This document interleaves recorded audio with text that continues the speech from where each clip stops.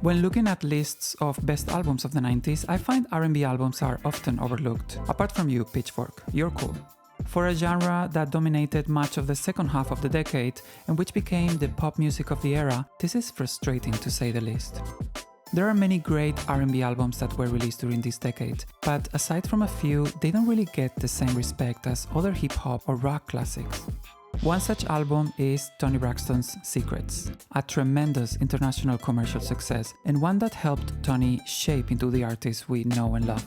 Welcome to the Unsleever. In today's video, I will discuss the making and legacy of Secrets, Toni Braxton's sophomore album. I personally think it's a masterpiece, and as I said in the intro, because it's an album heavily rooted in R&B, it doesn't get the flowers it deserves. Not even the inclusion of one of the monster hits of the 90s, Unbreak My Heart, seems to have helped consider this album as an important one. But we R&B fans know what's good. And while this era gave Toni the biggest hit of her career, the album cycle ended in one of her lowest moments. This is the story of Secrets. Before we continue, this video is part of a series where I cover albums that I love and that I think deserve their moment to shine. So far, I've covered albums by TLC, Mariah Carey, Janet Jackson, and more. So be sure to check those out and subscribe if you want to see more.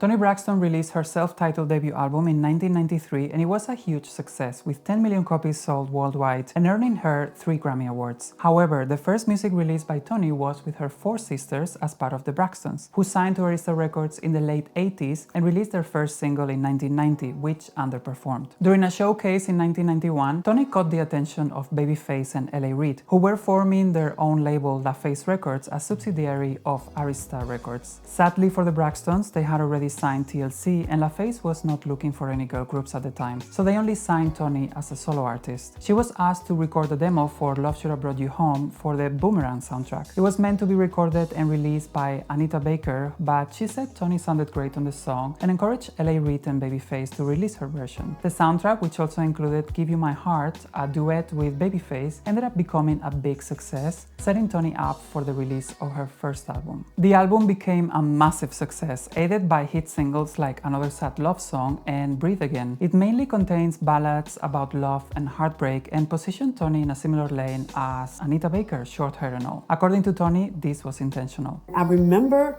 Ella and Kenny said, wow, she's so young, but her voice is so mature. We need to do something to make her look older, appear older. So they cut my hair. So all that was done on purpose. The whole thing of making me AC, adult contemporary. But she was in her 20s, successful and with a very unique voice, very much able to be on the same lane as the big artists of the time like Mariah, Whitney or Celine. So for her second album, things changed a little bit.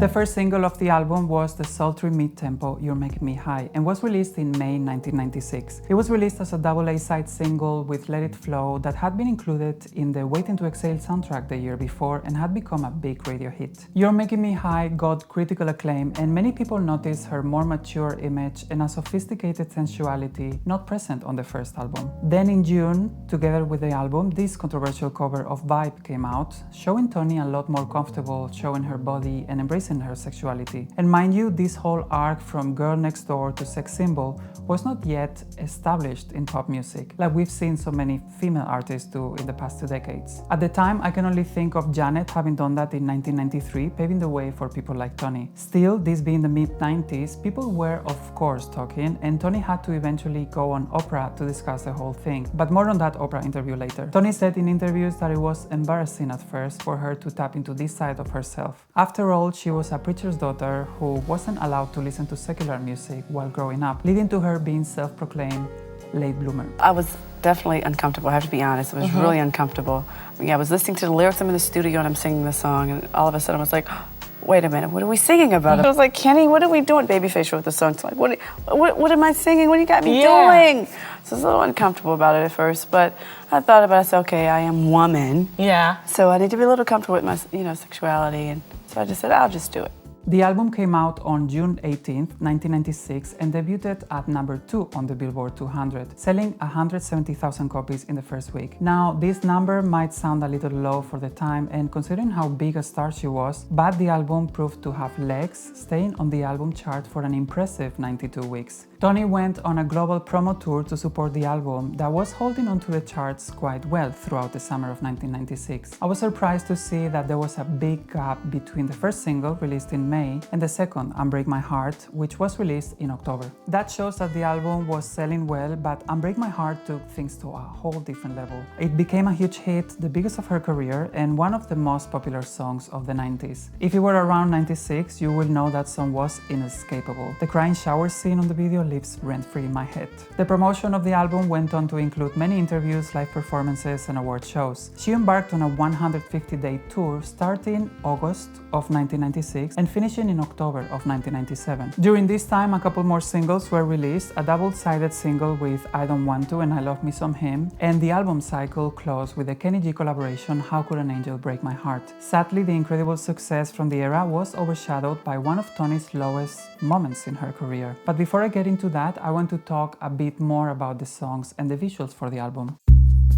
The album was recorded between January 1995 and May 1996 across multiple studios in North America. Secrets got a lot of big names attached to it, apart from, of course, Babyface, who wrote and produced a bunch of tracks. The opening song, the sultry Come On Over Here, was written and produced by Toni Rich, who had a big hit the year before with Nobody Knows as part of the Toni Rich project. It also includes backing vocals from Shanice Wilson, known for hit singles like I Love Your Smile or Silent Prayer. Next track on the album is You're Making Me High, written and produced by Babyface and Bryce Wilson, one half of Groove Theory, whose big hit Tell Me was just the year before. The song also features background vocals from the amazing Shantae Moore. With these two first tracks, they established that Toni was now a woman in charge of her sexuality and unafraid of expressing her desire. But on the third track, There's No Me Without You, written and produced by Babyface, we got back to the romantic themes of her first album. However, it somehow feels more polished in its production, and I think it has aged better than a lot of the songs on her debut. Track number 4 is Unbreak My Heart, written by Diane Warren and produced by David Foster. If you've seen my other videos, you know how I feel about the Diane Warren-David Foster duo.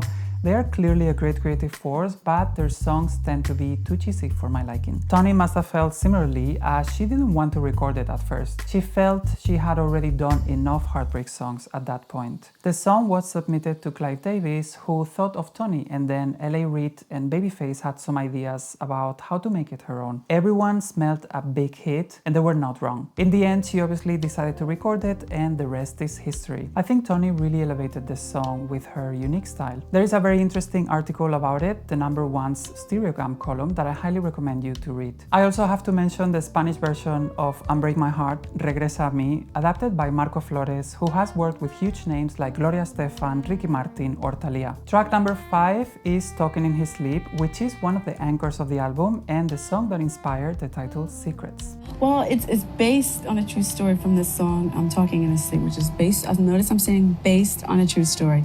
When I was in college, my gentleman friend I was dating, he was talking in his sleep. He was out like on a chair like this, and he fell asleep, and he was talking about someone else, and her name wasn't Toni. So he revealed all his secrets. So, I mean, not to mention he was really stupid. He should practice laying on his stomach or something like that. That would help him the talking part. But that's where I based the title of the album, Secrets, on that, and the first single, You're Making Me High, which is talking more about fantasy. Being very confident about your sexuality, but more about fantasy, which is also a secret too. The song was one of 2 co-writes by Toni Braxton together with Keith Crouch, who also produced songs for Brandy, Boyz II Men, and Mary J. Blige. The next song is another Toni co-write, together with Babyface, How Could an Angel Break My Heart. It featured Kenny G, and for some reason I always get confused with this song being included in Secrets. To me, it sounds like it belongs on the debut album, but I love her vocal performance on it. Find Me a Man is the next track, and it's again written and produced by Babyface. It's not bad, but it feels a bit like Babyface on autopilot. I think her vocals are the highlight of the song. Once again, backing vocals by Shantae Moore and Babyface. The next song is Let It Flow, also penned and produced by Babyface for the Waiting to Exhale soundtrack. I'm so glad they included this song on the album. To my ears, this is an absolute masterpiece.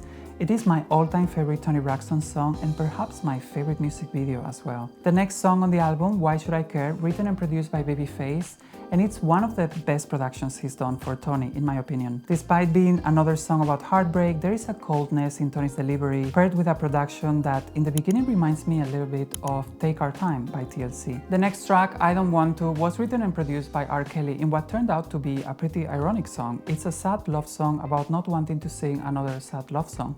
I Love Me Some Him was released as a single together with I Don't Want To, and it was an airplay hit for Toni. It was produced by Soul Shock and Carlim and written by them together with Andrea Martin and Gloria Stewart. The duo from Denmark is behind some R&B classics like Monica's Before You Walked Out of My Life or Whitney Houston's Heartbreak Hotel. The album ends with In the Late of Night by Babyface and John B. It is one of the highlights for me, with Toni's vocal performance being one of her best. Such a beautiful way to finish the album. I want to briefly discuss the aesthetics of the era. We have of course seen the cover and the photos that go with it, with Toni wearing long hair, and they are very simple but effective.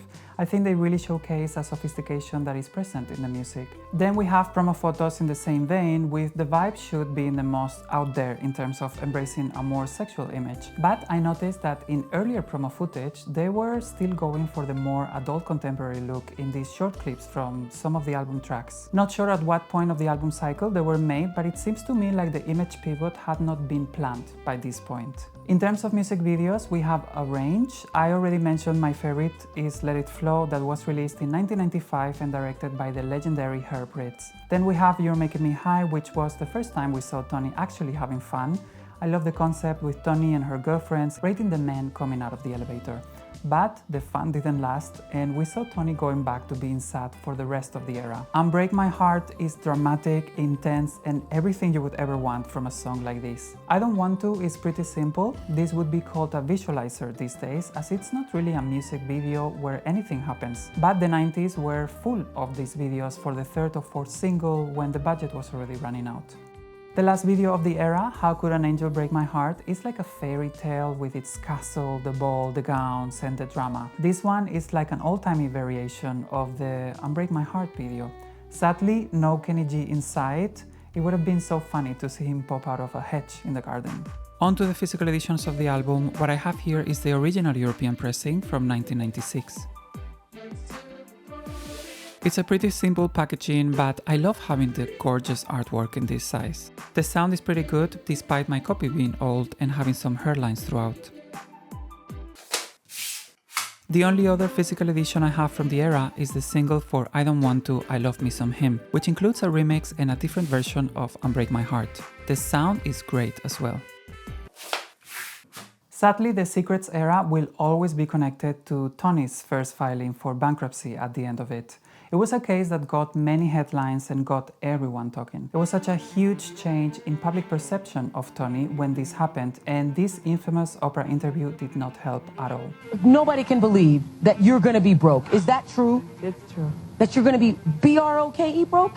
Broke. Like broke? Like, no money. No money. Like net worth what? Negative. Negative. Negative, yeah. Do you take responsibility for the situation that you're in right now? 100%. 100%. 100%. First of all, I didn't know Gucci made silverware. When you had Gucci silverware and baby grand pianos, and you're used to wearing $5,000 and $6,000 and $7,000 gowns at a time, and spending $500 on a pair of shoes, it's a long drop. So how does that make you feel? A public auction of your things, like that Gucci flatware? Probably. Yeah. There would be that. It would appear that even if you don't believe that you got the percentage that you felt that you got, you still knew that there was a certain amount of money coming in. And exactly. And you overspent that amount of money. Well, I was doing math. 1 + 1 is 2 all day long, all across the world. And I was still coming up negative. So I'm thinking that money, I've sold over 20 million records, so money's going to come in. Okay. Are you spending money when there's no money coming in? I was spending money on touring. Touring is very expensive. Like, you know this, Oprah. You're here in the studio. You have to pay for these lights. You have to... How does a preacher's daughter...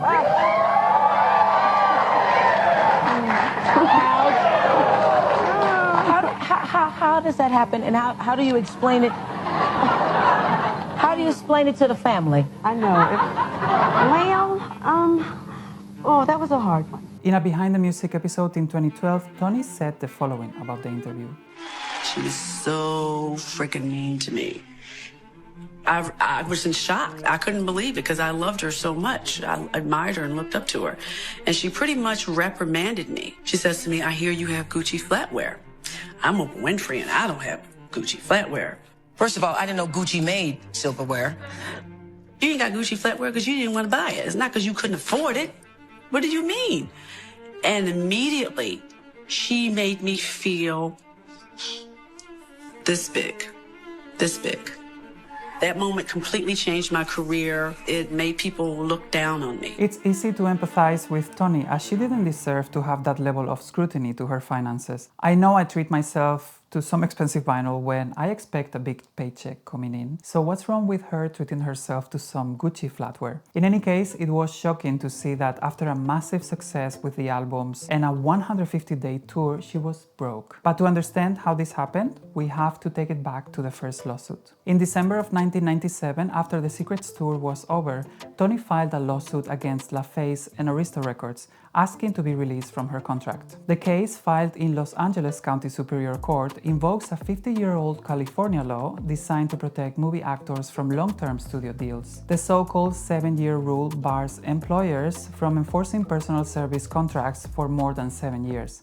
By this measurement, the suit claims Braxton's contract should have expired in August 1996. Toni's lawyer claimed that she had brought the company an estimated $170 million and she only got 35 cents per album sold. Then, just 8 weeks later, she filed for Chapter 7 bankruptcy. Chapter 7 bankruptcy is basically a legal process that allows individuals to get rid of most of their unsecured debts, such as credit card balances, medical bills, and personal loans, providing a fresh financial start. And if all of this sounds familiar, it's because it had happened before to record label mates TLC, who also filed for bankruptcy in July of 1995 due to a bad record deal.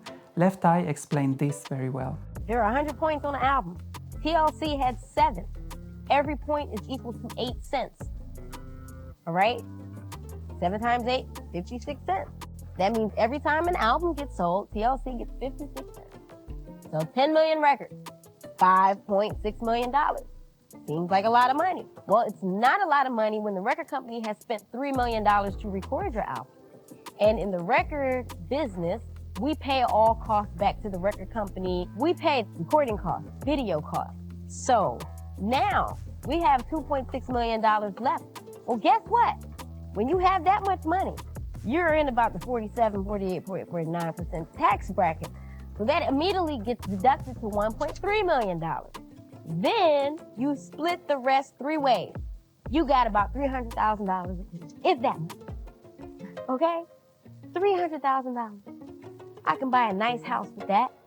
And what am I gonna pay my bills with? Eventually, TLC settled and ended up releasing Fan Mail in 1999 with the same label. Something similar happened to Toni, who reached a settlement of reportedly $20 million and a much better deal for her in terms of royalty rates and ownership of her publishing. But one other thing that was included in the deal was a gag order that forbid her to talk about the deal or the bankruptcy for 10 years. The deal, reached in January 1999, set her up for a new era with The Heat and another big hit with He Wasn't Man Enough. But this case was also a pioneering case for artists, as Toni revealed in this interview with the LA Times in 2011. Bankruptcy law held that if a recording artist files for bankruptcy, all contracts will be null and void, except for your recording contract. And Congress tossed out that exception in bankruptcy reform legislation, so my case helped a lot of other artists. And this case, helping improve conditions for artists, is definitely one that should be celebrated despite being a tumultuous time for Toni. But beyond that, where does Secrets stand and what's its legacy in 2025? I think it depends on who you ask. Everyone of a certain age remembers Unbreak My Heart, but I'm not sure we see that much appreciation for the album outside of R&B circles. R&B lovers know that this is a record that is a classic, but I feel it has been a little bit forgotten by the general public. And I think this can be extended to Toni Braxton as well. I think she's massively underrated and such a unique voice in pop and R&B. Perhaps she never fully recovered from the public opinion shift after the Oprah interview, or maybe she didn't find the right team to establish her better on her legacy phase. And don't get me wrong, she's doing just fine with a successful Vegas residency and the Braxton show, but I still feel she could be more celebrated, and that's why I did this video. One small suggestion is to reissue all her records on vinyl. This not only would help bring awareness to her back catalog among collectors, but it would make me very happy because the hit and the self-titled albums are at the top of my list of most wanted vinyl. But in the end, only time will tell where Toni Braxton ends up in the music history books.